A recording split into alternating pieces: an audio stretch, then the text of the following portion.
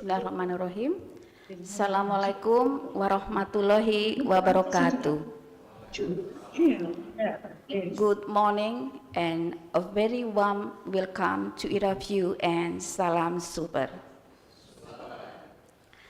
The Honorable Keynote Speaker, Professor Brian Yudiarto, PhD, the Minister of Higher Education, Research and Technology of the Republic of Indonesia, the Honorable all international speakers, the Honorable Rector of Slamet Riyadi University, Professor Dr. Andes Sutoyo, MPD, and together with Vice Rectors of Slamet Riyadi University, the Honorable Deans, and all lecturers, and dear participants, and all distinguished guests.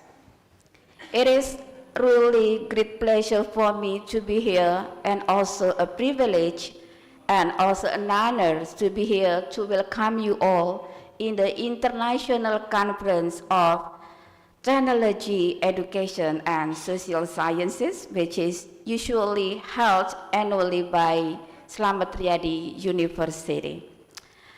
And this year, we are so glad to be the committee of the 7th ICTESS, since we realize that the conference has a great benefit and also advantages. As we know that in the conference, we can gather across the nation, across disciplines, also across perspective. Also here, we can share knowledge, idea, and also experiences. So we seriously prepare this conference. Well, ladies and gentlemen, today's theme is about driving innovation in both sustainable and also inclusive. And I think this theme is very interesting and closely related to recent conditions. As we know that we are now live in 21st century with rapid growth, and this demands us to redefine our way of life, our way of learn, and also way of work. So in education, we can also find the innovation of how integrating technology in the education, and then how we have to be able to conduct the personalized learning, where we have to create learning environment that can be accessed to everyone. Also, the innovation in education must provide the student to get closer with the future career. Well, ladies and gentlemen, we do really hope that this interesting theme will be discussed actively by all the participants in this lovely conference. We do really appreciate for the presenters and also participants, because your presence here reflecting that growth is not only about the knowledge, but also about integrity, cooperation, and also empathy. So once again, thank you for your joining in this conference. Well, ladies and gentlemen, in this occasion, we would like to express our greatest gratitude to all the committee that make this conference possible. And special thanks to the captains, Dr. Imratul Mafiah, for your smart and energetic work, so you can handle this team hand in hand that make this conference really lovely and amazing. Well, and last but not least, dear guests, to end up my speech, I want to promote one of the cultural heritage in Indonesia that already designated by UNESCO as the intangible heritage called pantun tradition. As we know that pantun tradition already designated as intangible heritage and to be the memorable in the world. I have one for you. Siang-siang pergi ke fitness, berlari di treadmill dan mengangkat barbel. Selamat datang di ICTESS, semoga meaningful dan memorable. Once again, thank you for joining this conference. Very warm welcome, and may we all take the greatest benefit of this conference, and thank you. Wassalamualaikum warahmatullahi wabarakatuh.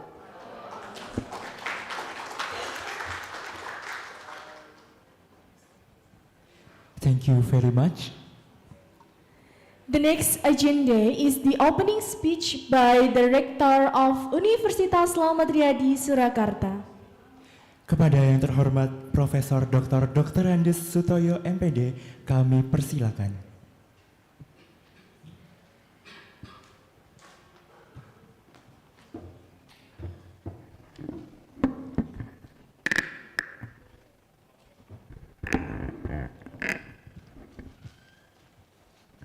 Bismillahirrahmanirrahim. Assalamualaikum warahmatullahi wabarakatuh. The Honorable Keynote Speaker, Profesor Brian Juliarto, PhD. The Honorable Guest and International Speaker, Lecturer, and participant. Good morning and welcome to the International Conference on Technology, Education, and Social Sciences, ICTESS 2025. It is a great honor for me on behalf of Universitas Slamet Riyadi, Surakarta, to warmly welcome all of you, scholars, researchers, practitioners, and students from various institutions and countries. Your presence here today reflects our shared commitment to advancing knowledge and shaping a better future for our societies. The theme of this year's conference, Shaping the Future of Education, Law, Agriculture, Food Technology, Economy, Politics, and Society, captures the spirit of transformation that define our era. The challenges we face today, from digital innovation and sustainable agriculture to global economic shift and social change, require collaboration, creativity, and courage. Through ICTESS 2025, we hope to build bridges between disciplines, share innovative ideas, and inspire meaningful solutions that will contribute to a more inclusive and sustainable world. Let this conference be not only a platform for academic exchange, but also a space for friendship, collaboration, and new beginning. Thank you for being part of ICTESS 2025. I wish you a productive and inspiring conference. Thank you. Wassalamualaikum warahmatullahi wabarakatuh.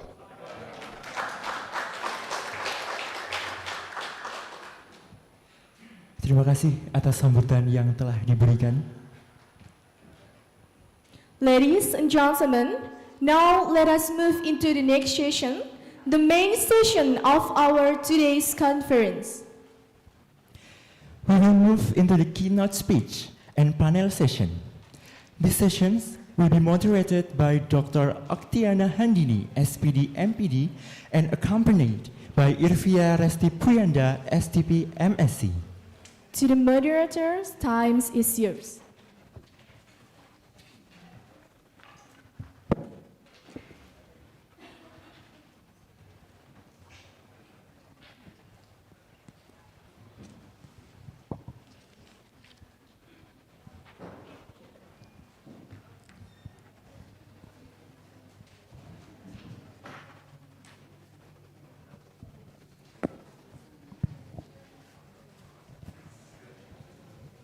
Good morning, ladies and gentlemen, distinguished speakers, honorable guests, and all participants. Welcome to the International Conference on Technology, Education, and Social Science 2025 by Universitas Slamet Riyadi. The theme of the ICTESS 2025, Shaping and Futures of Education, Law, Agriculture, Food Technology, Economic, Politics, and Society. Let me introduce myself first. My name is Oktiana Handini. I'm delighted to serve you as a moderator at this conference. Ladies and gentlemen, to ensure the sessions run smoothly, all participants will be mute on during the conference. If you wish to ask questions or share a comment, please use the raise hands, and we will mute and we will turn you to speak and use the chat box whenever you want to take a question and answer. Well, I would like to inform you about the keynote speakers and the speakers of this conference. The keynote speakers, Prof. Brian Yuliarto, PhD, the Minister of Higher Education, Science and Technologies of Republic of Indonesia. And the speakers, there are four. First, Associate Professor Dr. Wardaktul Akmandin. She is from Faculty of Education, University Malaysia, Sabah. And then Prof. Bobur Sobirov, he is from Samarkand branch of Tashkent State University of Economic, Uzbekistan. And the third, Dr. Trang Yang Khan, he is from the Giang University, Vietnam. And the fourth one's from Dr. Chuan Chen Bee, from Konkan University, Thailand. Now, ladies and gentlemen, let us begin on the first presentations. Our keynote speaker, Professor Brian Yuliarto, PhD, from Ministers of Higher Education, Science and Technology of Republic of Indonesia. And then, however, he has kindly prepared a special recorded for presentation because he has another agenda nowadays. Now, we will play the video. Would you please, from the operator? Bismillahirrahmanirrahim, distinguished Rector of Universitas Slamet Riyadi, distinguished guests, college, and students. Ladies and gentlemen, good morning. It is a pleasure to be here at ICTESS 2025, a gathering of passionate minds committed to shaping a better future through technology, education, and social science. I commend Universitas Slamet Riyadi for organizing this meaningful conference. We live in an era where boundaries between discipline fade. Technology-driven education shapes society, and social science keep innovation aligned with human values. This integration is essential if progress is to serve everyone. Technology should not only automate, it should empower.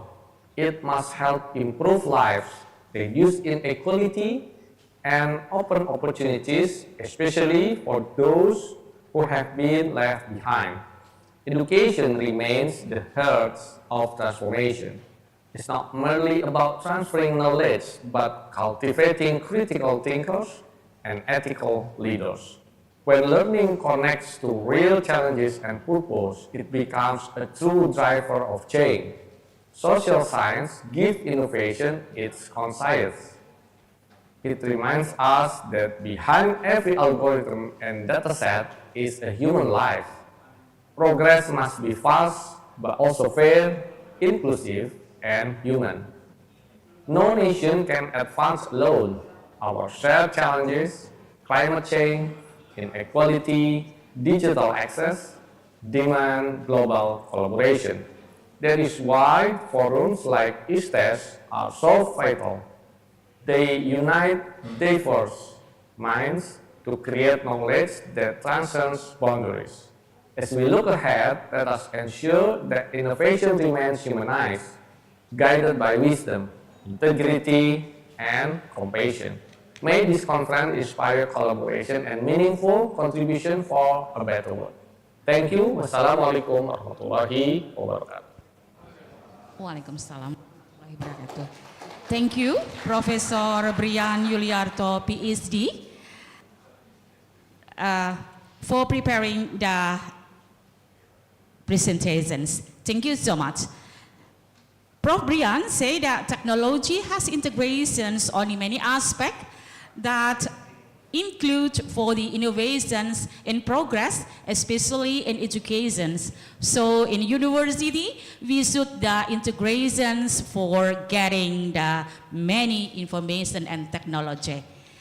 Well, audience, let us discuss together and let us take the presentations from the speakers. Firstly, I would like to greet first the speaker who joins in the Zoom. Hello, Dr. Trang Nhan Khan. Can you listen my voice? Yes, hello. Can you Okay. hear me clearly? Nice to see you. It's Okay, my nice to pleasure meet show you. here. Yeah. Thank you very much. To all of the participants for the first speakers, he is Dr. Trang Nhan from Giants University, Vietnam. Well, the time for you, Mr. Dr. Trang Nhan, and the screen is yours. Would you please, the operator, help to share the screen? Yes, so I will share directly my presentation, right?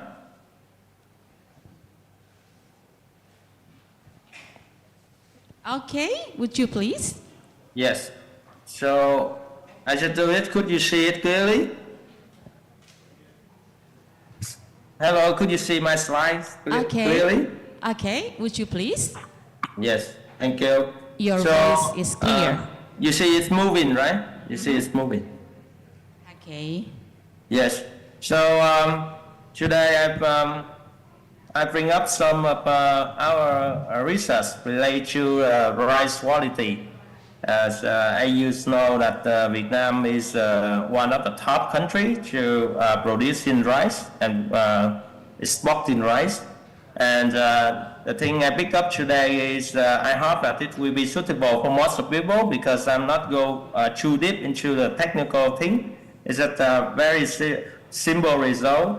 However, the impact of that could create a lot of impact in Mekong Delta, which is the region that we mainly produce in rice. So let's move to here. Before I say some result, I just introduce about a real condition or practical condition that we practice relating to rice every season. So the Mekong Delta is not, every year the Mekong Delta produces about 20 million tons of rice every year. And this is the main part of Vietnam to grow in rice. And in our practice, after the harvest, after rice be harvested on the field, the farmer will be directly transfer the rice into the milling factory. And in that processing, the farmer will be transferred the wet badly. That means that the badly, the rice badly is still fresh and still wet. So they haven't been dried. And the time for transport, the wet badly to the factory, it costs about, sometimes it can go up to 5 days. And during that time, because the badly is still, we can say still alive, they are still have a lot of change, and these changes may affect on the quality of the rice. So my research mostly focused on that. And before my research, many rice factory, because they know that they may have changed something during the transporting, they set the time for the farmer. They set the time farmer have to transport the rice within 8 hours. Only allow farmer only have 8 hours to transport the wet badly to the mill, and that creates a lot of pressure for the farmer. And so our researcher, we try to jump in and we need to verify how the wet badly changing during the transporting. And if we have that good result, we can recommend for the factory or the farmer the time that they could or they should transfer to the rice mill. So that's the situation of the rice produced in Vietnam. It's just a small part, and as you see on the picture, most of the badly will transport on the baggage. It's around about 20 tons of baggage. So they pour on the wet badly on that baggage and they transport into the mill. So before we do any research, we do some preliminary tests. So we put sensor directly on the baggage.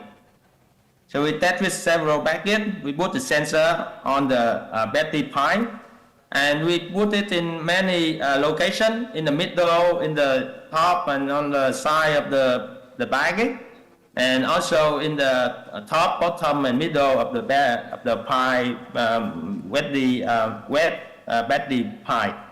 And we see that based on our preliminary test, we see that the temperature increased a lot. If you look at in this one, you see normally the temperature of the environment in Vietnam around 31 degrees. However, the temperature in the badly pipe it go up to around 40, even more than 40. So that may be effect on the quality of the rice. And that's why after we got that result, we set up an experiment. So we simulate the condition lie on the baggage by we put 50 kg of the badly, and then we put to the badly as well to measure, and then we bring the bed. We keep the bed on the ambient condition to check how the quality change. And we normally, with every 6 hours, 24 hours, 36 hours, 48 hours, and 72 hours, we take the sample from that bed to check how the quality change. And that's how we simulate the condition on the baggage, because we could not directly use on the bag, on the board, because if the board come into the factory, they had to sell that badly, and the time of the bed come into the factory very different. So we had to simulate it by putting in the bag, and that's how we did. So we collect directly the badly, put the sensor into the bag, and then we measure and see how the quality change. So that's our picture about how we did. And then we see the temperature change. So if you look at that, you see in the bottom line, the yellow one, this is the temperature of the ambient condition. It's very low, it's around 30. However, on the temperature in the back go up to 40. And the trend of the temperature is increased in within about 30 hours, and then it slightly decrease in the other hour in the next 5 days. So that's the we see the high condition with the wet body may affect a lot on the rice structure. And we also do with the two variety of the rice. The first variety DTA, which is the first variety DS1, which is close with Japonica. Many countries like Japan or Korea. And the second one we do is the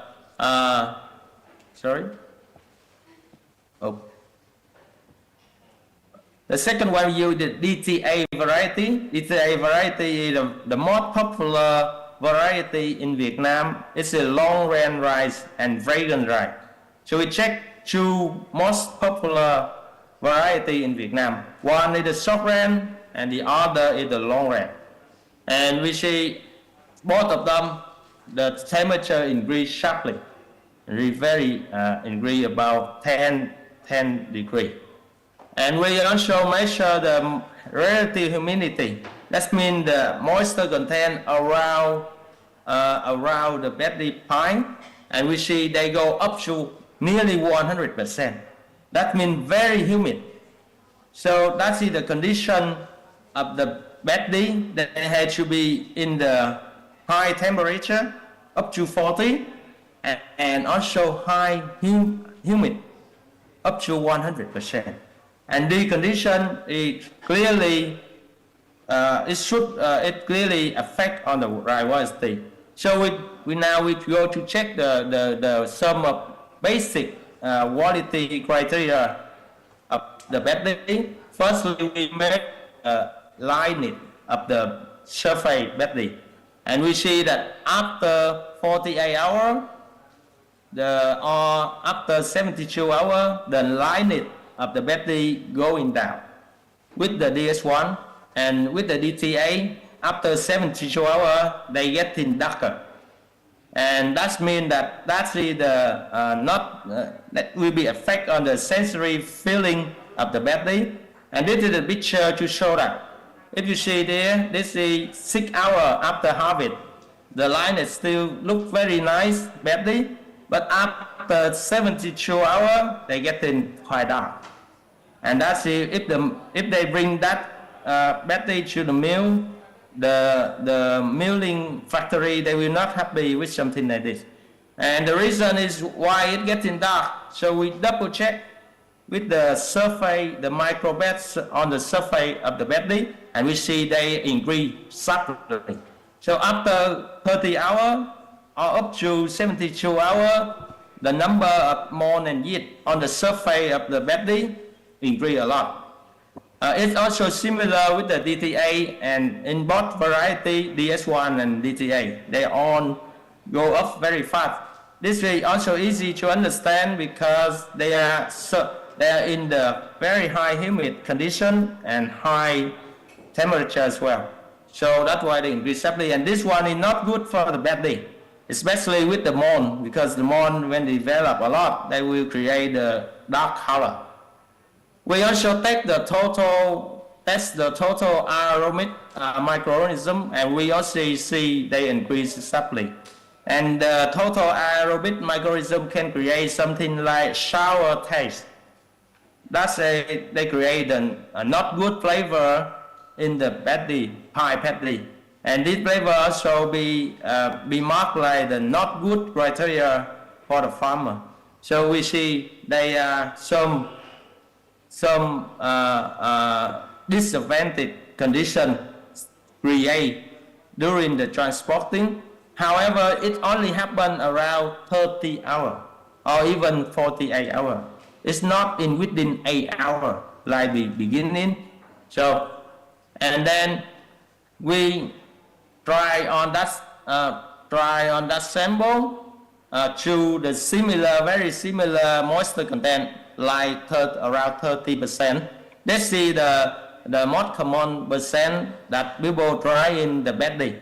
And I show you this because we want to, when we get them to the same moisture content, we eliminate the effect of the drying on them. And that means that if there's something change in the quality of the rice, it must be they are different in the transporting time. And this is the most important result to show that the head dry yield.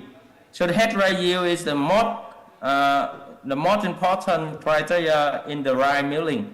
Head dry yield means after you dry the paddy and then you mill in them, how much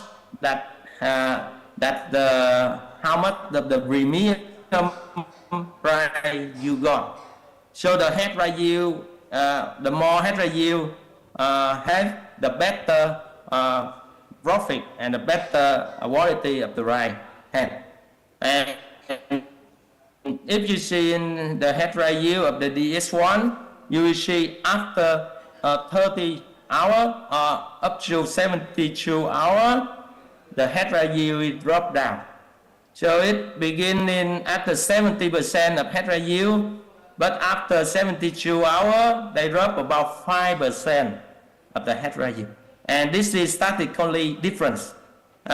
You see, even if you multiply, if you know that we produce about 20 million tons of rice every year, and if it drop down about 5%, that means 1 million tons is lost. So that's lost a lot. It really affects on the financial or the profit of a factory.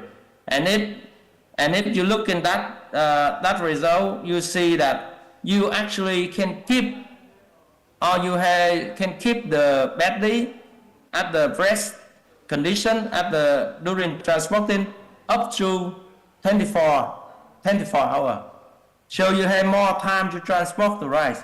Before that, the factory forced the farmer had to bring the paddy around within 8 hours. But based on our research, now we can extend more time for the farmer to transport to the factory. It's 24 hours. So they have more time to transport and reduce the pressure of the transporting for the farmer. And that give more release, relax for the farmer. The farmer, based on our research, the factory now they set up the new policy for the farmer. Instead of had to be transported right in within 8 hours, now they extend for the farmer for 24 hours. So that impact can help farmers a lot and creates a lot of social benefit. And if you're looking for the DTA variety, it's even better. Based on our research, the DTA withstand with the warm and the hot condition better than the S1. They still remain their head dry yield up to 72 hours. That means that with the DTA, the farmer has about 3 days to transport to the rice milling. So they have more time to working with their transporter, and they will release lots of pressure with the DTA. And based on it, we also can say that the DTA variety, the long range variety, they have better ability to withstand with the high humid and high temperature condition. So that leads to our conclusion. We see that the temperature and the relative humidity can increase during the transporting. That's the truth. And higher than the temperature and the relative humidity, always higher than the ambient condition. And we see that after 48 hours for transporting, the body become darker and cause microbial growth or reduce the head residue. That means that we have about 2 days to transport the wet body from the field to the factory. This is, it takes up only 8 hours. And with the head residue variety, the DS1 variety reduce after 48 hours. And this trend continue to happen like this until 72 hours. However, the DTA is transporting in within 72 hours. So what it take home message? The DS1 variety, the short range variety, should be dry in within 48 hours after harvest to retain it high quality. And let's see also the transporting time allow the DS1 could be transferred to the factory without any effect on the quality. The DTA has longer time. DTA has 72 hours to be transported to the right factory. And the result we take it from one of our Asia project, which is try to improve the quality of the smallholder farmer. I try to help the smallholder farmer to improve their quality. This is be funded by Australia government. To get the result, we have collaborated with lots of units like the University of Queensland, the Sunrise Company, the rice milling so the fact in the Vietnam cooperate with them a lot to be get with the University of Akun Research Institute. We collaborate with a lot of province in Mekong Delta. Support them and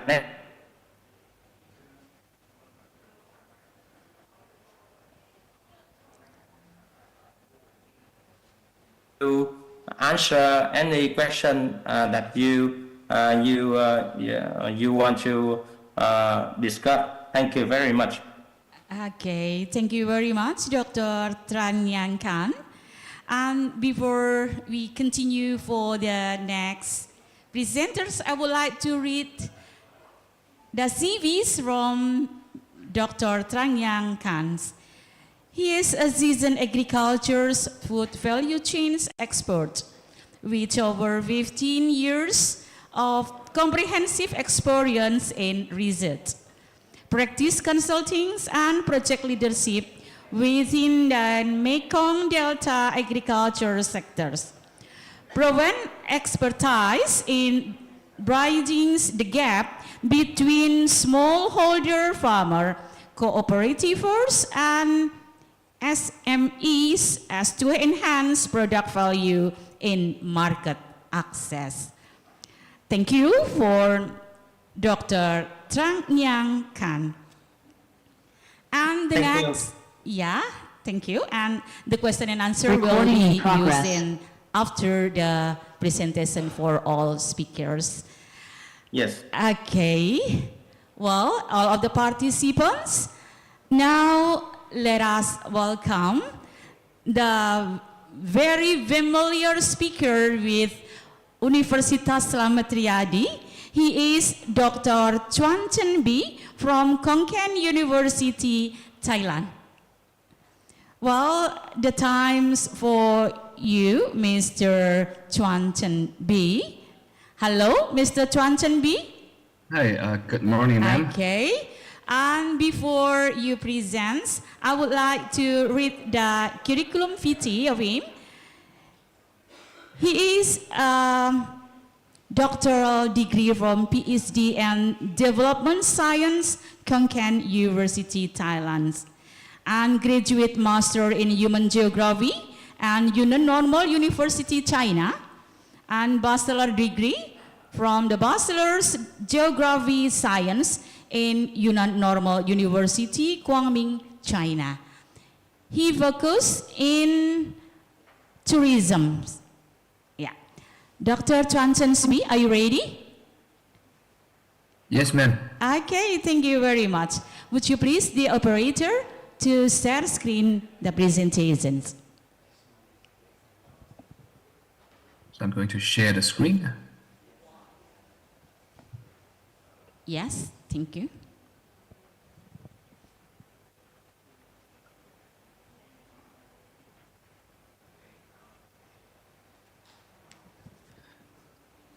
So may I start the presentation? Okay, would you please time yours? Okay. So good morning, everyone. Good morning, Your Honorable the Rector of UNISRI and Your Honorable the Moderator, all of my friends in Indonesia. It is my great honor to be back online again to meet all of you via the internet. It is my great honor to present and to share my research to everyone.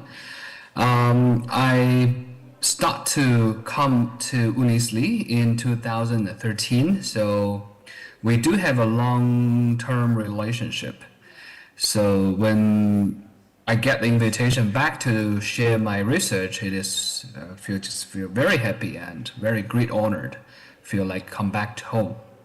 But due to the how I say the conflict of the schedule, I cannot attend the on-site meeting to have the face-to-face discussion with all of you. It's my bad. So I will try my best to be back maybe next year, hopefully. So as you may hear from the CV of me, I conduct my PhD in a development science, but mostly I conduct research in the tourism field. Even though I teach mostly now, do the research mostly for the Master of Business Administration.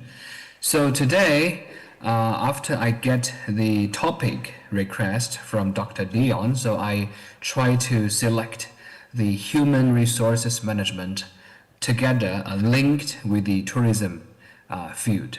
So today, it is my great honor to share the research based on the balancing of the human power for the ethnic community-based tourism in China.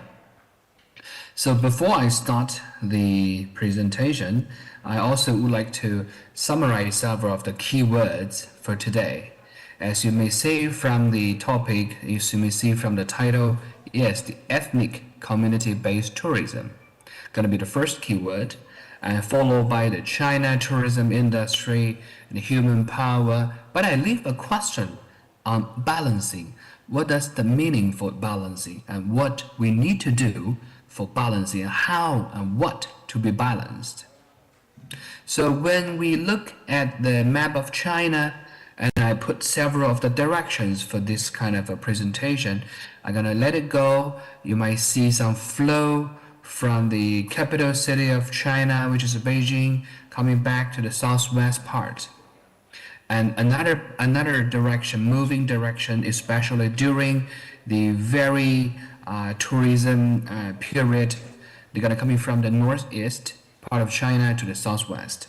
And then they have some other directions for the Chinese people to be discovered, which will be the place nearby Hong Kong and Macau. Without any doubt, Hong Kong and Macau should be a very attractive place for the mainland Chinese people when they conduct the tourism. But the question is going to be why people also focus on the southwest part of China, which is located in here, in the red area in here. So when we're looking into some details of the information for the research site, we might see some uniqueness. We might see something which is very special. I list 4 of them on the right side of the PowerPoint. You may see like, hey, the unique place in China to observe the white Asia elephant. The question goes to all the participants here. If you want to see the elephant, if you want to go to see the elephant, where are you going to go? I think the answer is going to be the same, zoo. Am I correct? So, and most of this kind of situation happened towards most of the Chinese people when they are living in the urban cities, in the big cities, right, such as Beijing, Shanghai, Hong Kong, Macau. They will not allow elephant to walk around. They will not allow the elephant to walk on the road, right? So whenever you want to see the elephant, you have to go to the zoo. But in here, that is the only place in China you may observe the white Asia elephant walking inside the tropical rainforest. I used to stay in Indonesia for a month in Yogyakarta.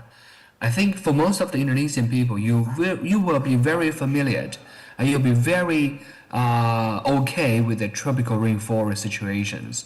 But this kind of a tropical rainforest situation was not very familiar to all the Chinese people because we do not have that tropical rainforest in China. But in Sipsongpanna or XSBN area or Yunnan province, yes, we do. We do have this kind of a rainforest, and it's a unique place.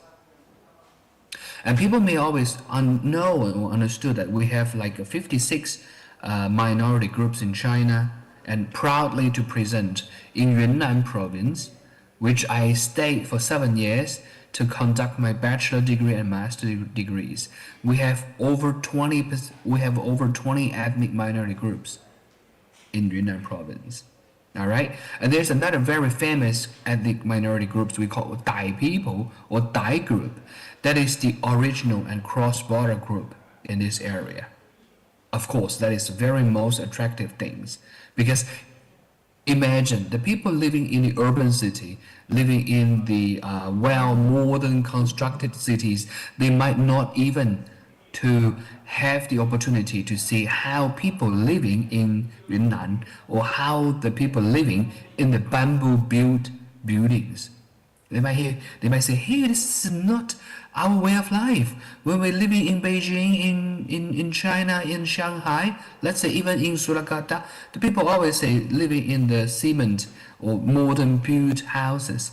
But in this area, people now still living in the bamboo built house. So this is a very unique, and this kind of uniqueness will attract more and more people to fly here to take a look. So, and the last but not least, they have a rich culture and nature tourism resources in these destinations as well. All right, so when we're looking into some of the tourism site, we might say like, hey, why Dr. B put a lot of a sport on this kind of pictures? Yes, as you may hear that I study geography, so sometimes I like to show you some of the maps to show how rich, how wonderful the tourism resources which this area, XSBN, or we call Xishuangbanna, has.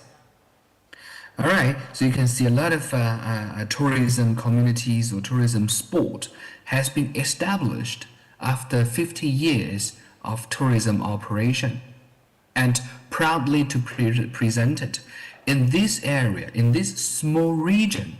They got the greatest number of the tourism sport in China. All right, so you can see a lot of tourism sport, a lot of tourism attractions, and a lot of tourism routines has been automatically created. All right, so I just updated several of the statistic informations in here.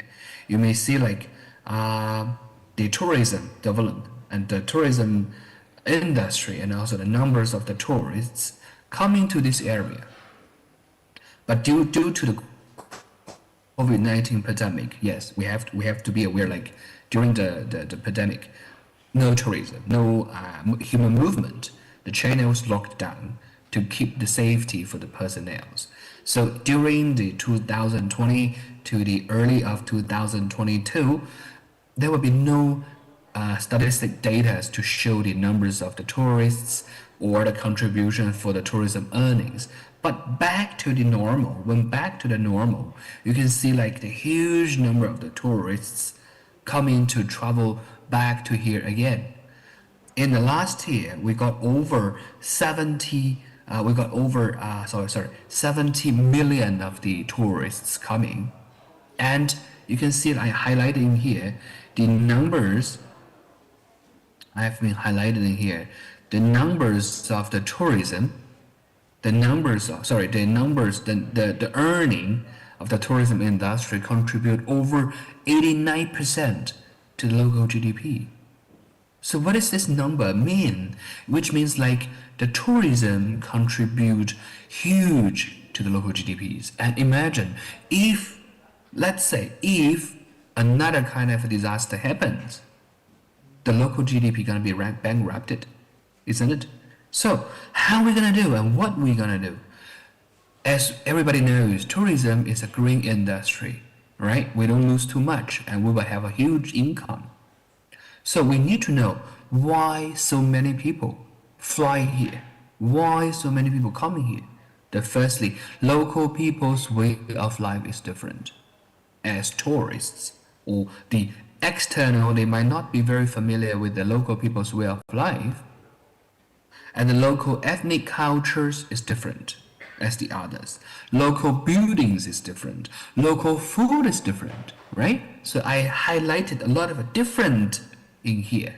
And you have to understand all those different things, ethnic, buildings, food, all coming from who? Can you guess? The different culture, different building, different food, all coming from who? Exactly, all coming from the people. And also, people are going to represent for the human power, for the human resources. So, the locals, the local people, of course, very important. But, is that enough? Because we know by my presentation, you might get my point, which is the local people will provide the tangible resources and also the intangible resources. For example, their food, their buildings. And do they have enough knowledge to, or do they have enough money to run the business, to run the tourism? The question, the answer is going to be not very. All right. So by this kind of concern, what we need a weight. A weight of what? A weight of local and external.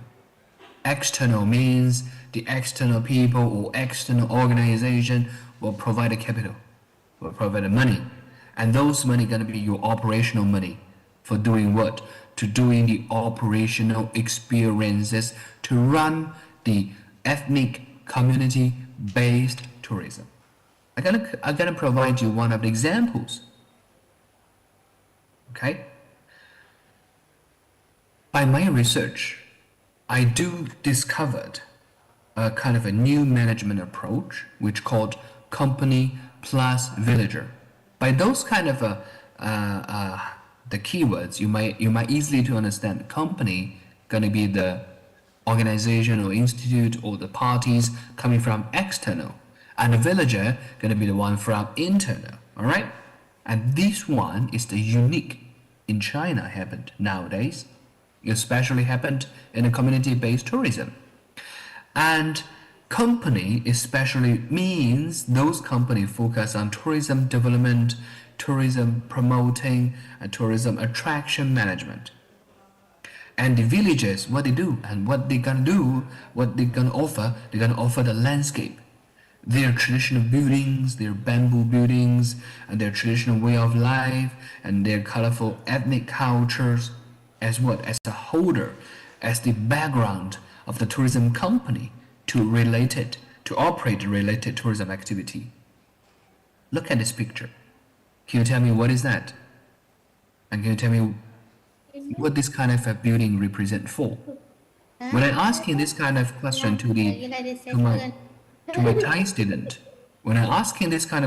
my Thai student, My Thai student will say, hey, professor, this is a temple. Because in their imagination, the temple in Thailand is huge, it's beautiful. All right? But let me tell you, this is a community. Can you imagine this is a gate for the community? And all the young ladies standing in front of the gate are all the local villagers. What they do? They stand in a queue to welcome the tourists entering their community to pay a visit. Is that amazing? And then, as I told you, this is the people from Xishuangbanna, from Dai ethnic. People may not very know about Dai ethnic, but I think most of the people know the Thailand, know about Songkran festival, the water splashing festival in April. It's a Thai New Year, right? So in this area, they have a same culture. They do the water splashing the same as the others, as the Thai people. So in order to attract more and more people coming here, they built a water splashing park to have the daily New Year, to celebrate the water splashing and to sharing the lucky waters to the tourists. And because of the external involved, their temple, this is the temple of the community, their temple has been established for over 3,000 years.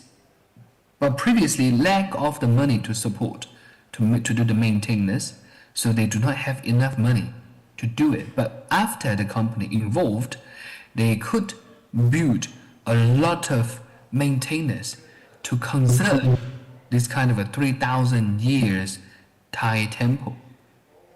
And also the local culture, when they meet with the externals, this is their traditional way of holding the food. Normally in China, I don't know, some of you may ever travel to China before. When we eat in a restaurant, we like to eat in the round tables, big round tables, right? As well as Indonesia. People like to sit in the round tables and to eat some dishes. But have you ever tried this kind of species, or have you ever tried this kind of plate for holding the food? This is we call a different way of life, a different culture.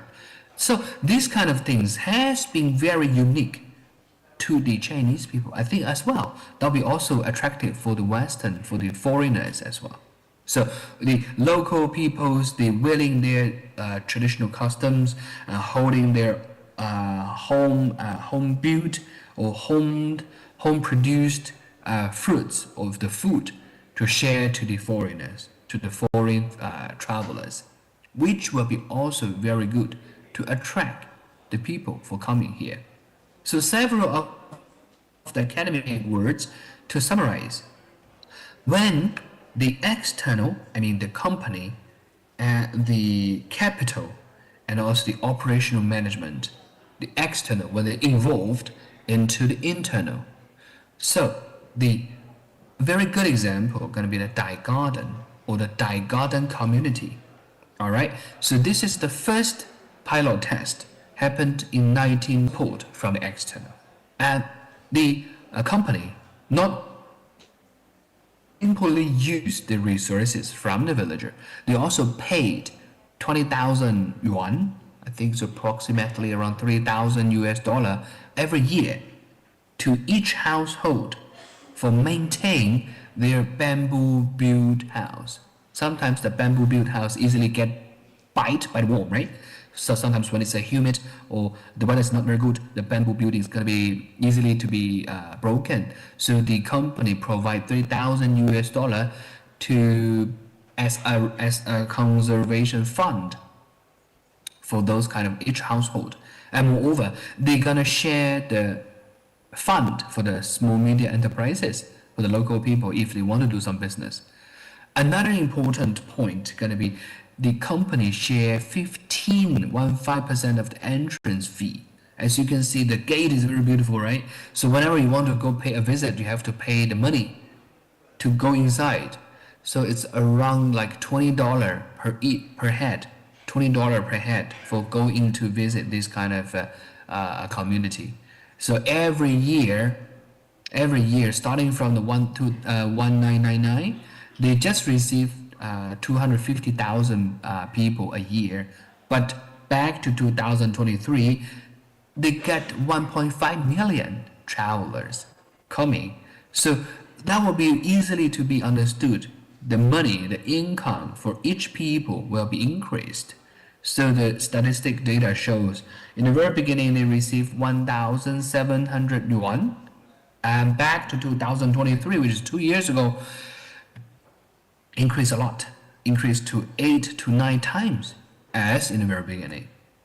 Okay, but this is not the end. Another important point is here. The numbers of the local villagers. Sometimes they do their own farming job. Sometimes they also participate in this dye garden. For example, they got 16 people serve in the office, 57 people serve in the management team, and 70 people work for the environment conservation. For example, cleaning the road, wash the dishes, and 87 of them working as the tour guide. Nobody know better than the local people, so they have a huge percentage of the people working as a tour guide, and around 200 people working for the folk dance, folk performance. So there are around 70% of the people of their total employees are all coming from the local villagers. I quote one of the interview with the local people. They said the external, especially the company, helped them a lot, especially for what? Especially for improving the living standards, and also the company share the money, share the cash with them.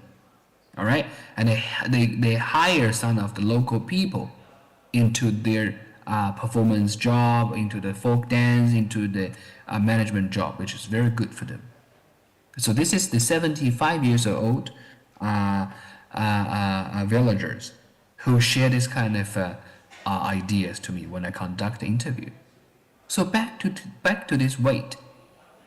Do you still remember this kind of words? Enough? Enough gonna be equivalent with the balancing. What we're gonna do?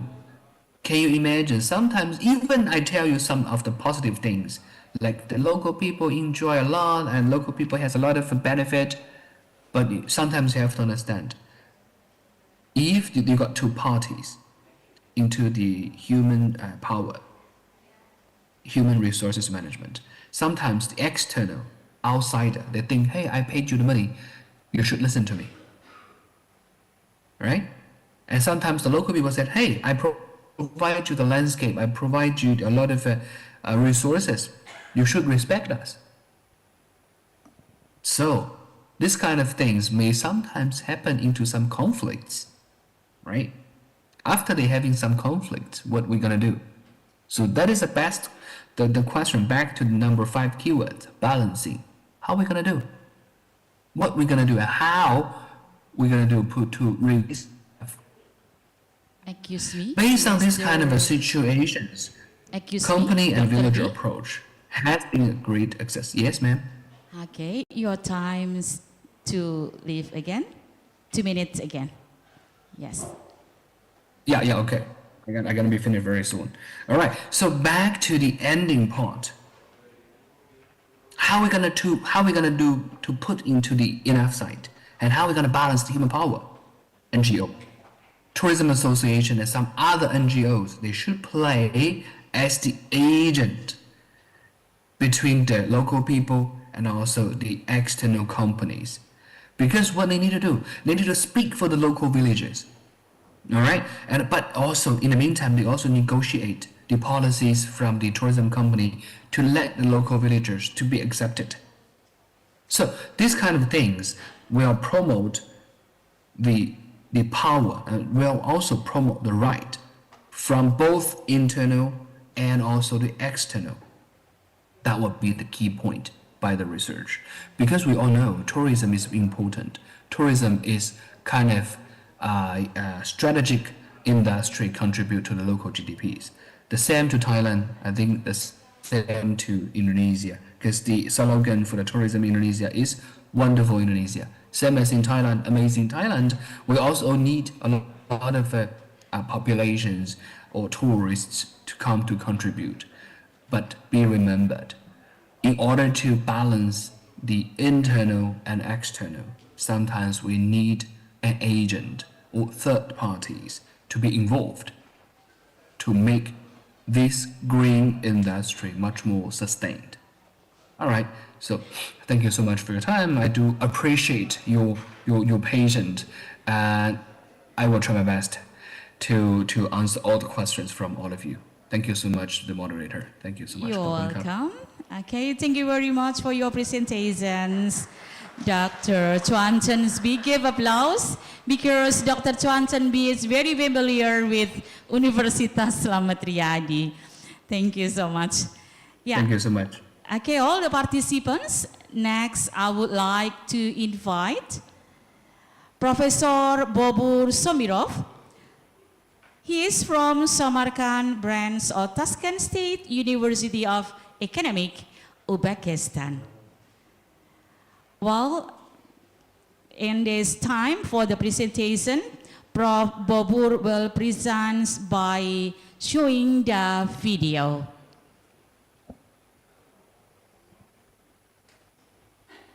The operators, would you please show? Yeah. Assalamualaikum warahmatullahi wabarakatuh to everyone.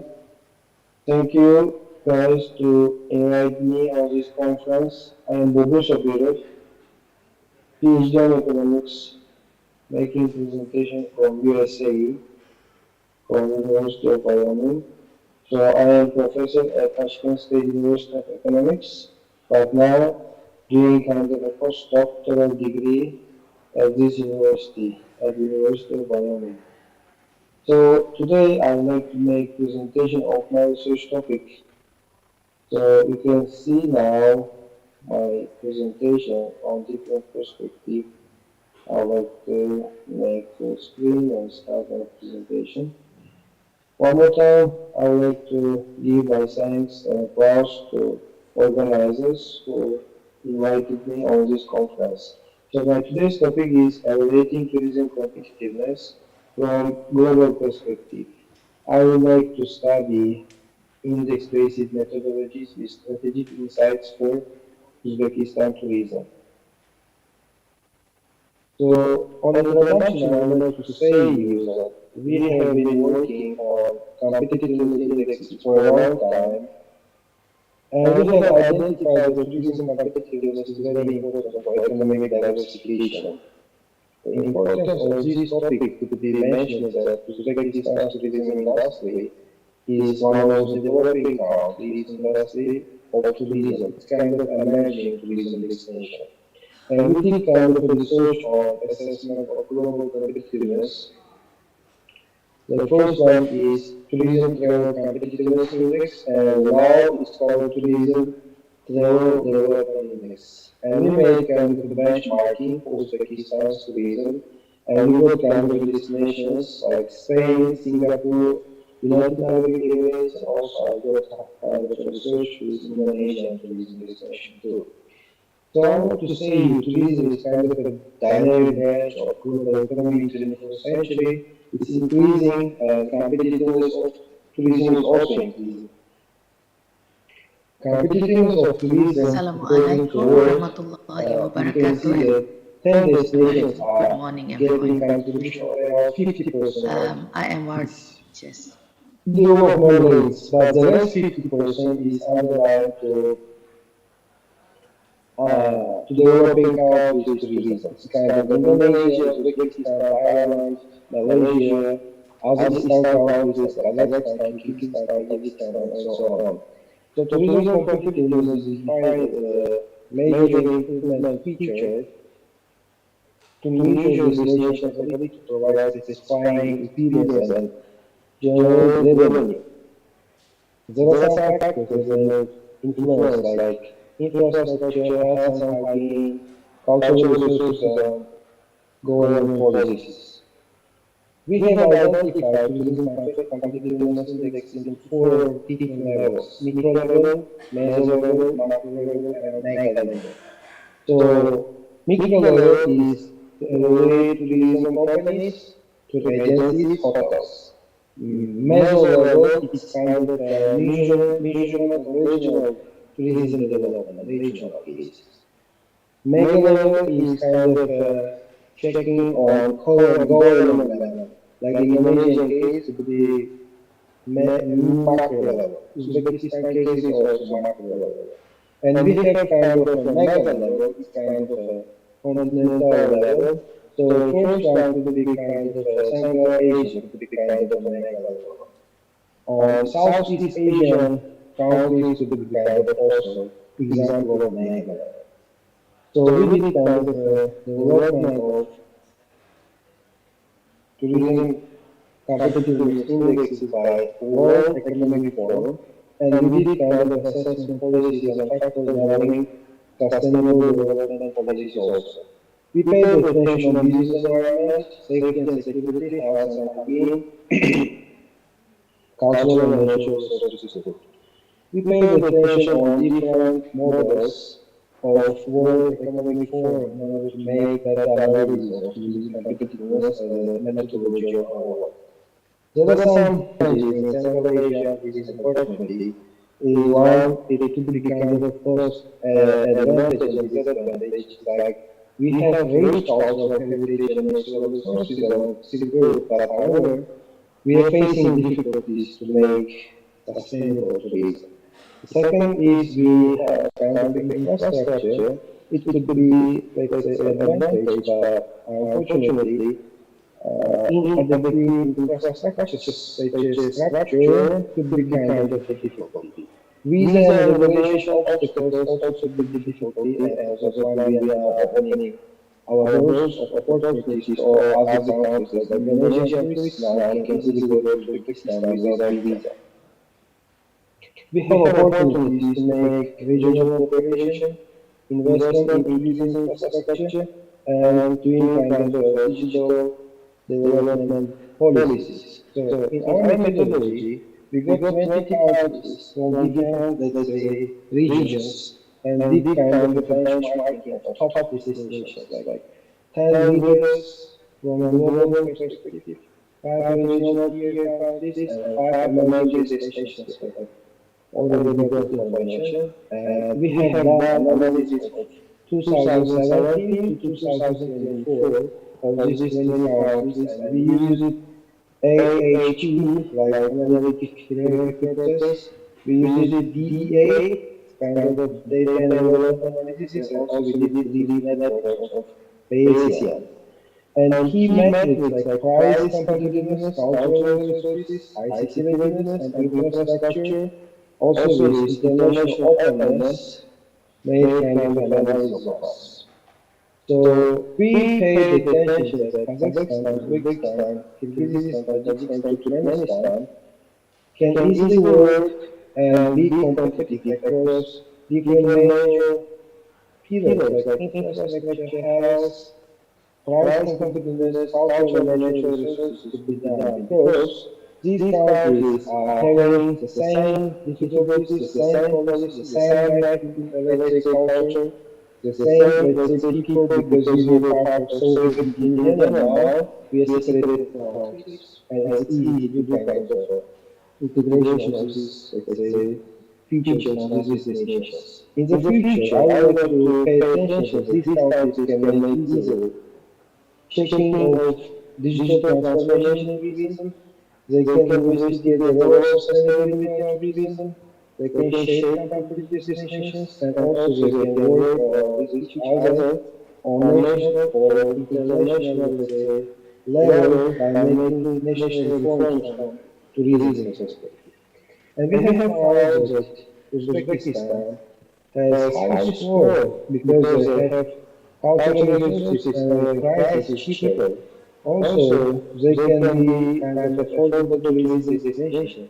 But there are some challenges like infrastructure should be improved, particularly transportation and the use of ICT technologies. Also, there could be environmental sustainability cases that can improve tourism in Uzbekistan. Also, there are some regional differences that can be difficult because in some destinations tourism are not well developed in Uzbekistan. There are 4 different cities that are well developed, like place where I, was born, Bukhara, Samarkand, Kashkadarya, let's say Shiva, could be also Tashkent. So these countries are around the world. Tanzania's destinations are not available in let's say perspective of tourism. So you can see Uzbekistan's ranking was 78, while Kazakhstan is mentioned 77, Vietnam is mentioned 59, and Indonesia is 22nd. So in Indonesian case, we have identified or we paid attention to the price, competitiveness is high, they're also using cultural resources, and there are some issues with transportation and with sustainability. The same issues are there with Uzbekistan. So we need to get experience of Indonesia to improve tourism industry in Uzbekistan. So there are some strategic recommendations like improvement of infrastructure to make green policies, economic active certifications, to make balanced, let's say, development of strategy on investment on underdeveloped regions like Kashkaria, and also there's a kind of smart tourism initiatives and digital transformations also. In my conclusion, I would say use a cultural richness and affordability position of Uzbekistan could be mentioned these countries as competitive. Strategic focus on infrastructure and sustainability could be difficult, but it could be also opportunity. And there could be kind of a hybrid model of making framework of competitiveness for these countries in order to make better development. And my future research could be focused on emerging trends like sustainability, smart technologies using artificial intelligence of tourism, and digital tourism. Thank you one more time for inviting me on this wonderful conference. As I am in USA and there are some time differences with Indonesia, I would like to report my presentation to you, and I hope that if you have questions, you can send to me through organizers, and I'm ready to answer to your questions. Thank you one more time. Wassalamualaikum warahmatullahi wabarakatuh from USA. Thank you guys. Okay, thank you, Prof. Babur from Uzbekistan for your presentations. And all of the participants, the next speakers or the last speakers, she is Mrs. Associate Professor Dr. Wardaktul Akmamdin. She is from the Faculty of Education, University Malaysia, Sabah. Well, because of in Sabah, now the electricity is off, so that Dr. Wardatul will present by video. Okay, actually the Professor Dr. Asbatul Akmandin, she is from Faculty of Education, University Sabah, Malaysia, and her department is Pusat Pengantara Bangsaan dan Penglibatan Global Universitas Sabah, Malaysia, or University Sabah, Malaysia. Now, would you please, the operator, help us for the presentations of the video?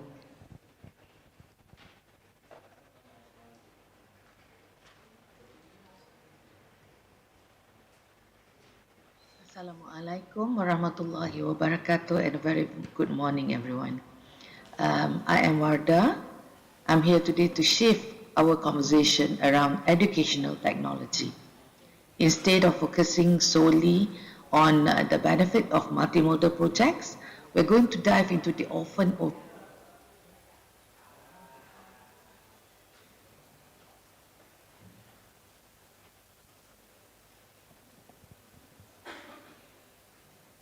overlooked practical challenges that digital collaboration introduces in the classroom.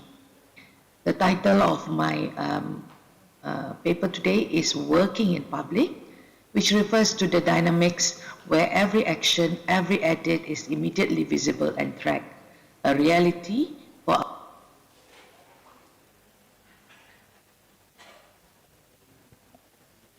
The operator, would you please, because the video is not in this Zoom. So, okay. Yes, thank you. Would you please continue? Yes. Now, the writing classroom has fundamentally changed. Our future educators aren't just teaching paragraph structures, they must prepare students for digital literacy, multimodal composition, using audio, video, text, and effective collaborative teamwork. Our previous research confirmed that the power of technology, but the key insight from the deep reflection of our 60 trainee teachers is this. Technology introduces critical challenges in accountability and workflow complexity that must be addressed in pedagogy. Now, this data came from a semester-long project involving 60 trainee teachers who work in large collaborative groups on comprehensive digital portfolio. Now, this wasn't a short assignment. It involved submitting a portfolio with multiple deliverables, a justified lesson plan, collaborative written pieces, and a teaching simulation. This complex task forced them to use digital tools for every single stage of the writing process. So today, we focus specifically on their reflection concerning group dynamics and technical friction. Collaborative digital tools like Google Docs, shared drives, Trello boards create a workplace that is entirely public. Every input, every deletion is tracked and assigned to a user. On the positive side, this public record led to a massive increase in accountability. Trainees knew their contribution or lack thereof were measurable, visible to peers, and visible to the instructors. This combat the common problem of social loafing. However, this transparency had a dark side, intense peer pressure. Trainees reported feeling considerable stress when they lagged behind or if their contributions required extensive revision from others. The public visibility amplified the perception of unequal contribution. Now, if you look at the quote at the bottom of the slide, this summarizes this perfectly.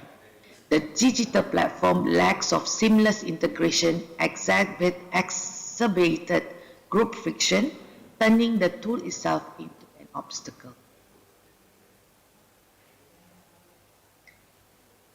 Now we've moved to the first major finding, the concept of working in public itself. Digital platforms, think Google Doc, Figma, shared code repositories are inherently transparent. This visibility has a dual effect on group dynamics, creating both a strength and a weakness. On the left of the slide, we see the benefit of transparency. Digital platform automatically track every change and every contribution, leading to two key outcomes: increased accountability and measurable contribution metrics. The trainees reflected that they knew they couldn't simply coast. Their contributions were visible not just to the instructors, but to every peer in the group. This visibility naturally fostered responsibility. However, on the right, we see the challenging counterbalance, pressure. The very transparency that boosted accountability also generated intense peer pressure. When a trainee struggled or when their work required extensive revision from others, that struggle was completely public. This environment amplified the perception of unequal contribution within the team, leading to social tension and discomfort. So it's crucial for us as lecturers to understand that the visibility itself changed the nature of the social contract within the group. This leads us to the critical quote at the bottom of the slide, which captures this tension perfectly. The tool itself became the obstacle when it failed to seamlessly integrate with the nuanced demands of collaborative writing. This quote highlights that The issue wasn't the humans or the technology in isolation. It was the friction created when the technical demands of the platform clashed with the social and developmental needs of the collaborators. When we asked the trainee about the most difficult phase of the project, it wasn't the pre-writing or the final submission. Interesting. It was consistently the editing stage. Why was editing stage so hard? They said because technology created technical workflow barriers. We saw constant struggle with the version control, trying to manage multiple drafts and ensure everyone was on the latest file. And crucially, merging conflicting edits. When 3 people are making structural changes to a document simultaneously, resolving those differences and integrating them cohesively in the final work is exceptionally difficult, even when they have these tracking tools.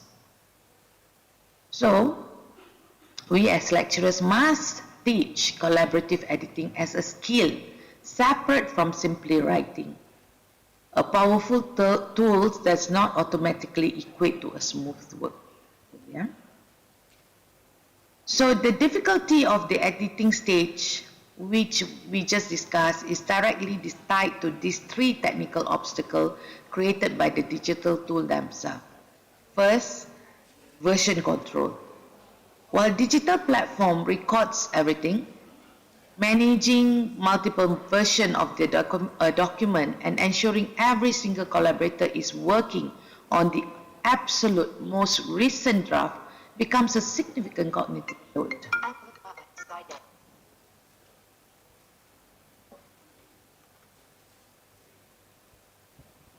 Especially as the project timeline lengthens. Secondly, and often the most frustrating barrier is merging conflicting edits. Even with tools like track changes, resolving differences between competing ideas, and seamlessly integrating those changes without losing valuable content.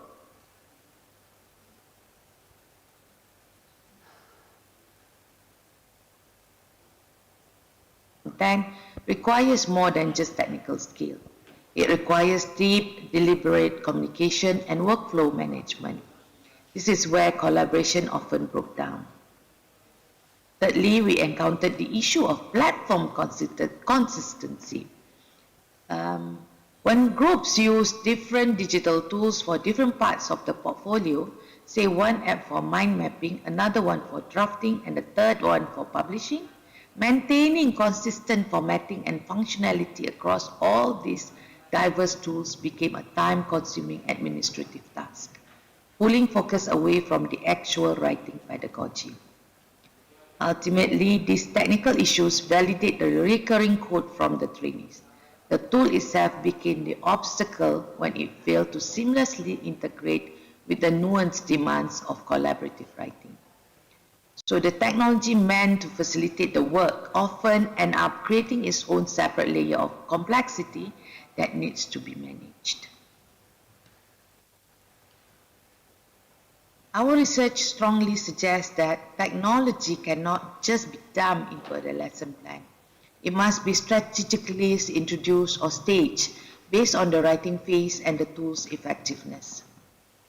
Synchronous tools like real-time chat were great for quick coordination during drafting, but were terrible for reviewing and editing, where deep asynchronous thought was required.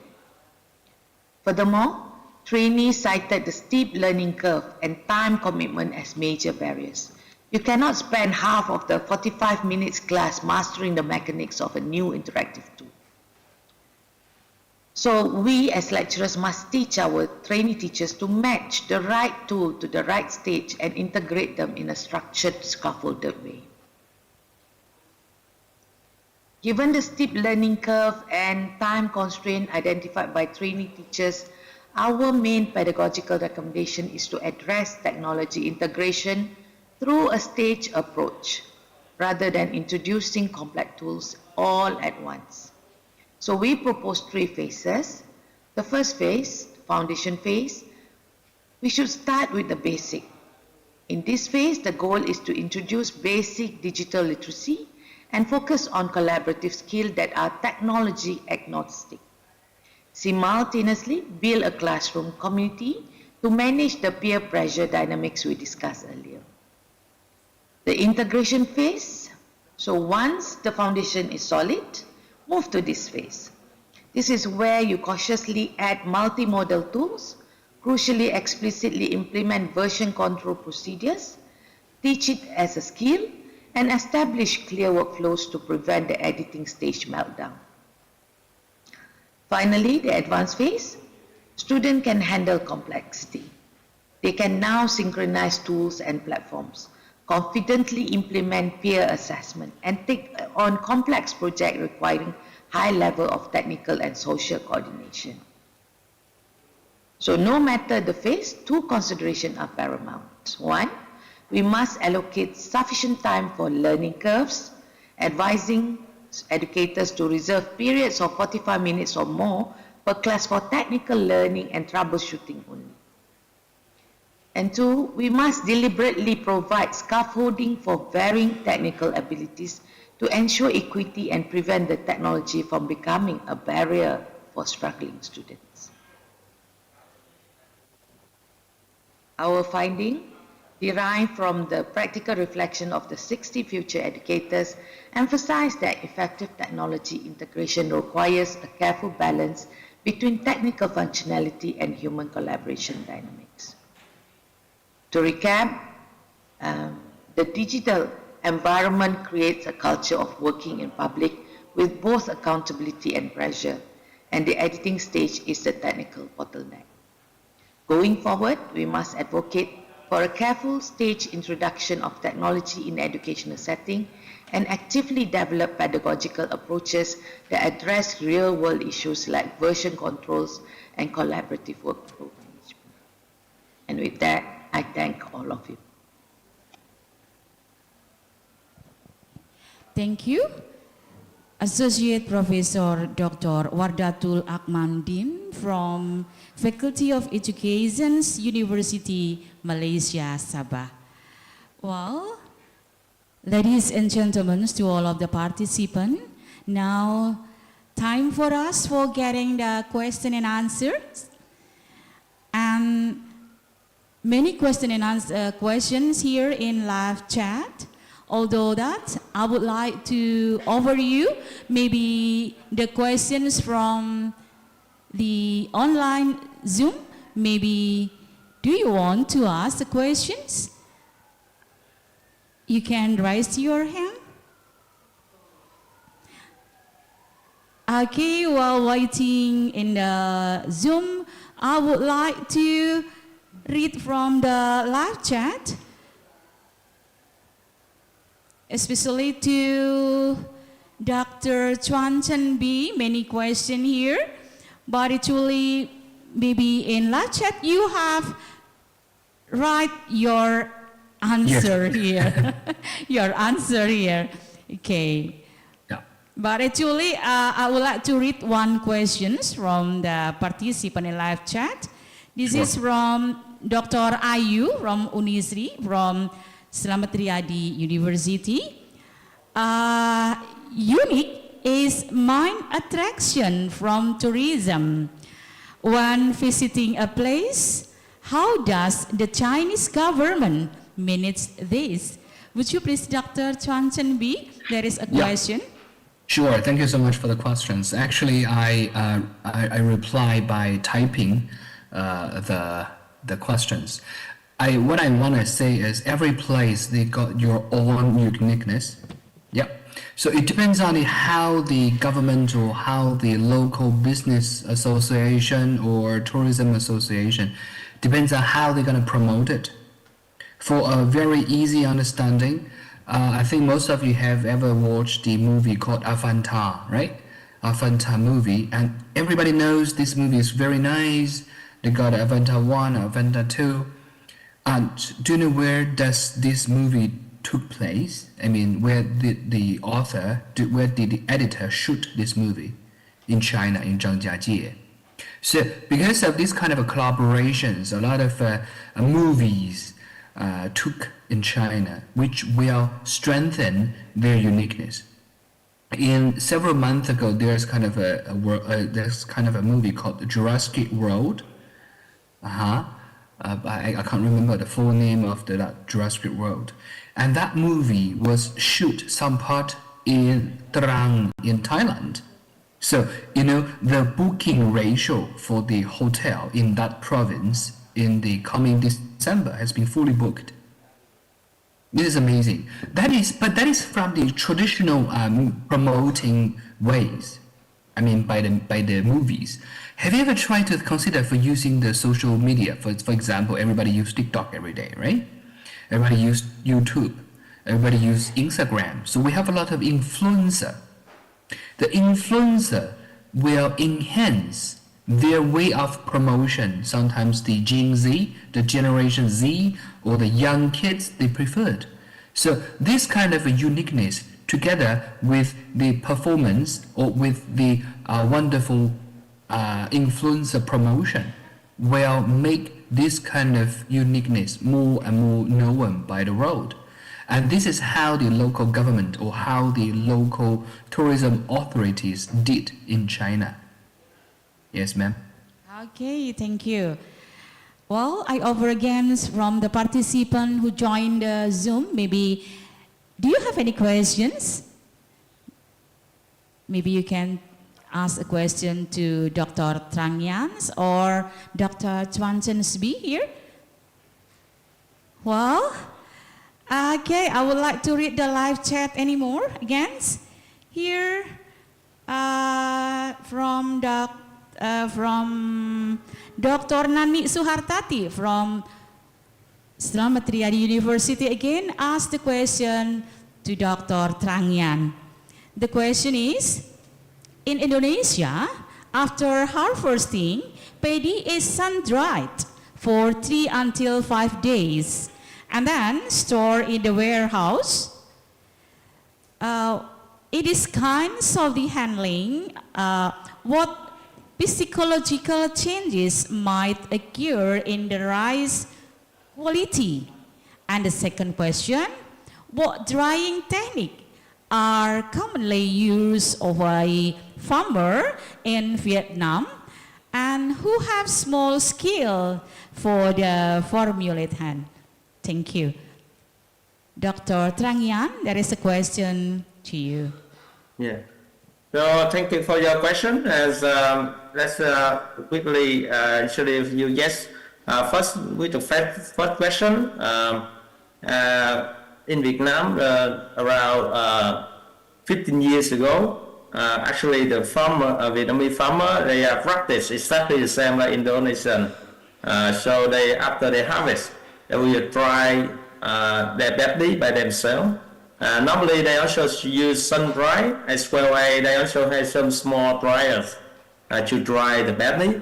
But after that, because when we increase the yields and we have many research, we find out that if you dry the paddy with like sun dryer or the small scale drying, they will create a lot of brightness and reduce the head dry yield.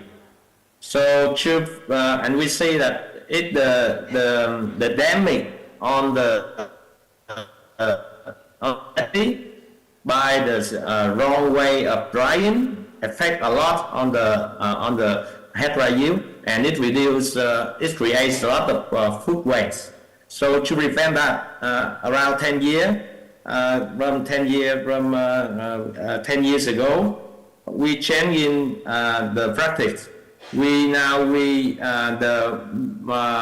milling factory, they invest for the large scale drying, and they apply a lot of technique in that large scale drying. Especially they try to reduce the drying temperature, and then we encourage and buy the paddy from the farmer in the wet or fresh condition, and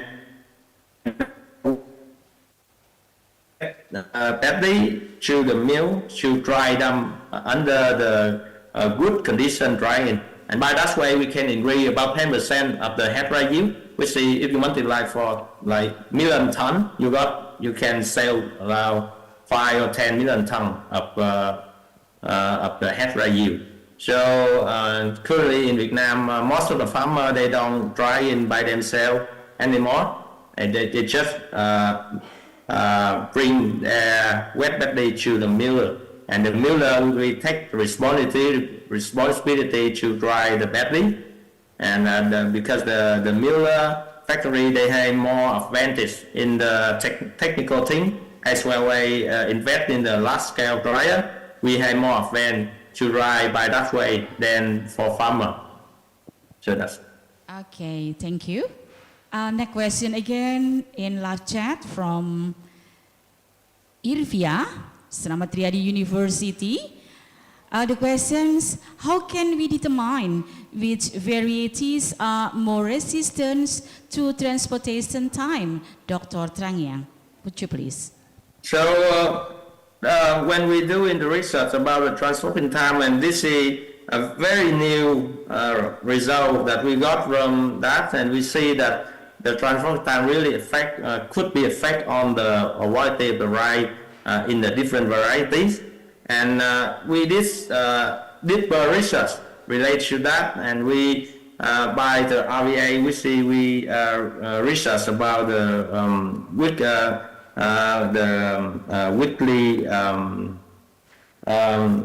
the RVA is the real-time viscosity analysis, and we see that because the structure of the starch, it will be bit different variety. They had some different in the structure of the starch, and this structure will be different, react differently with the high temperature and high humidity, and they create a difference in the quality of the rice under the same transporting condition.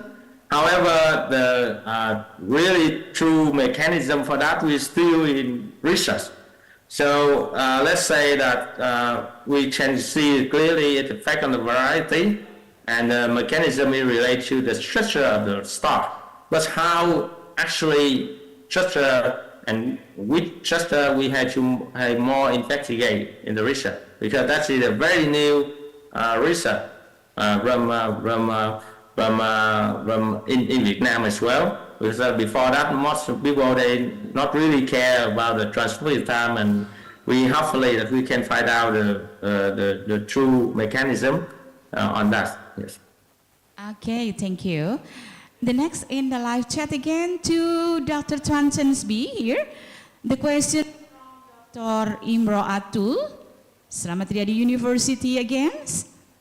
Do local people in China benefit greatly from the tourism? And second question, how does the government ensure that the tourism provide them with many benefits? Dr. Chuan Chensby, would you please? Yes, ma'am. Thank you so much for the questions as well. Yes, as I replied in the chat box. So when we're talking about the benefit by the research, we separate the benefit into several types. The first one is a direct benefit. The direct benefit might involve like a living standard upgrade, or the income has been upgraded, or increase the salary, increase the money. And the second one sometimes people may not pay that much attention, but actually those kind of indirect benefit, it is also very important. For example, when we try to build the community-based tourism, we need to rebuild or reconstruct the road. Previously, it might be the road with the very bad conditions, but with the tourism involved, the local people may get a better road, they might get a better electricity system, they might have a better lighting system, and nowadays in China we have the cashless payment, which is very convenient for the people, and mostly this kind of cashless payment has been applied in all China, but several of the community-based tourism, the people may not even know about this kind of cashless payment.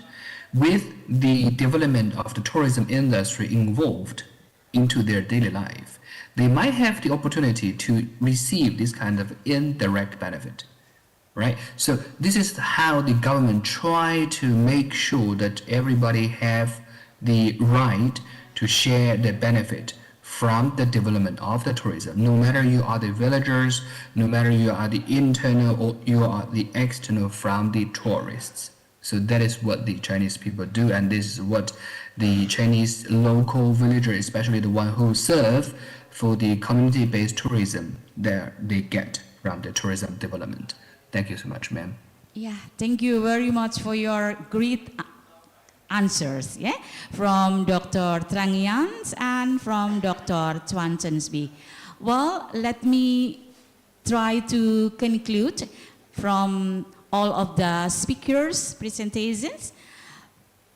First, from Dr. Trangiang Khan, say that during the paddy transportations, temperatures are each increased even after 2 days of transporting, and the color become darker and the microbials grow. And then my conclusions from Dr. Chuan Chenbi. Every place has their own unique. It depends on how local government make the promoting, so it will give great benefit for tourism industry, government, locals, people as well.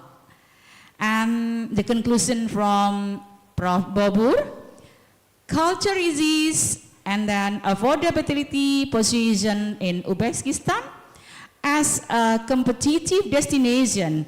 So strategies of improving on infrastructures and sustainability is a key to provide global competitive. And the last speakers from Associate Professor Wardatul, effective technology integration require balancing technical tools with a human collaboration dynamic. Well, ladies and gentlemen, we have now would like to inform that the next session is parallel sessions, and then where presenters will deliver their all presentations online via Zoom and joining the breaking room. Would you please join the break room here?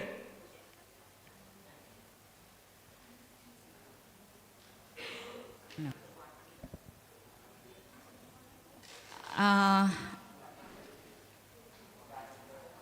Sorry? Well, for all of the speaker here, especially to Dr. Trang Yang and Dr. Chuan Chenbi, you can leave in from the Zoom here. Thank you very much for your presentation and joining us. Thank you so much, ma'am. Yeah. Yes, I just spent some time to quickly answer some questions for the audience, and then I will leave. That's okay? Okay. Oh. Okay. Because there's some which I wouldn't hear, but I thought I will address most of them in the speaking, but I think we don't have enough time, so I will try to address by writing, if that's okay, on the chat box. Okay.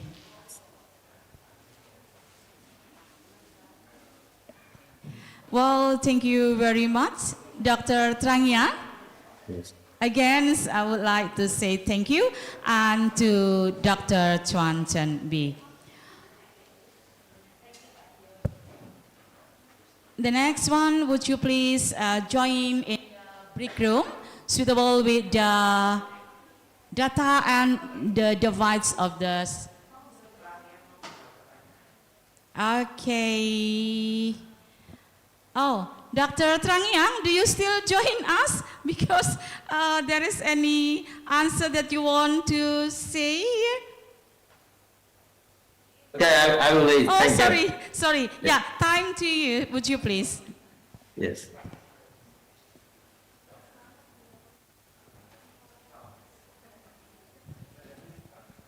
from live chat, yeah? Question from live chat.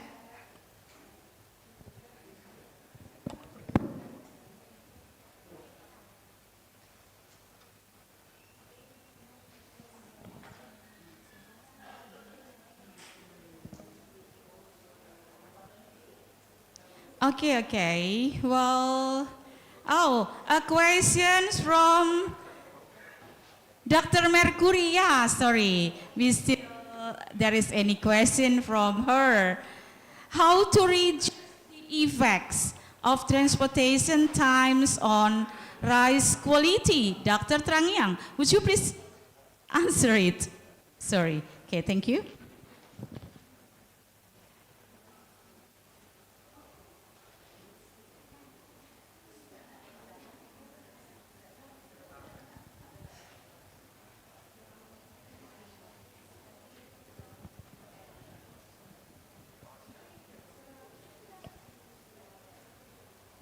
Dr. Trangyang, do you still join with us?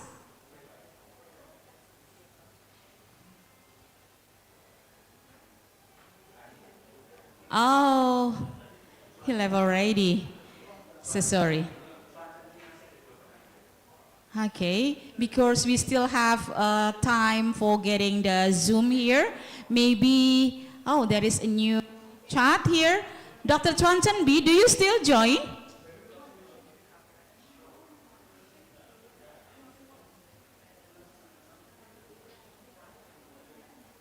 Has left too? Okay, yeah. Okay, that's right. Now, time for us for getting the parallel sessions and join with the break room here.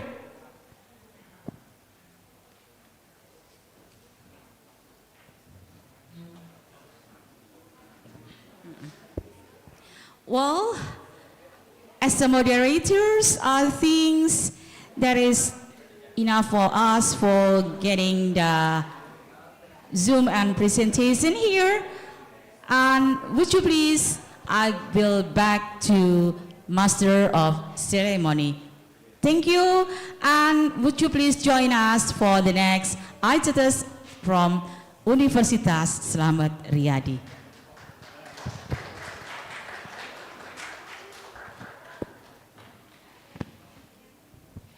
Ladies and gentlemen, we will continue to the parallel session. And after parallel session, there is no closing ceremony. Along with this announcement of this session, we would like to offer a good appreciation and dedication to our Excellency keynote speakers, the speakers, moderators, and our honorable audience of this conference. Thank you for joining us, and Wassalamualaikum warahmatullahi wabarakatuh.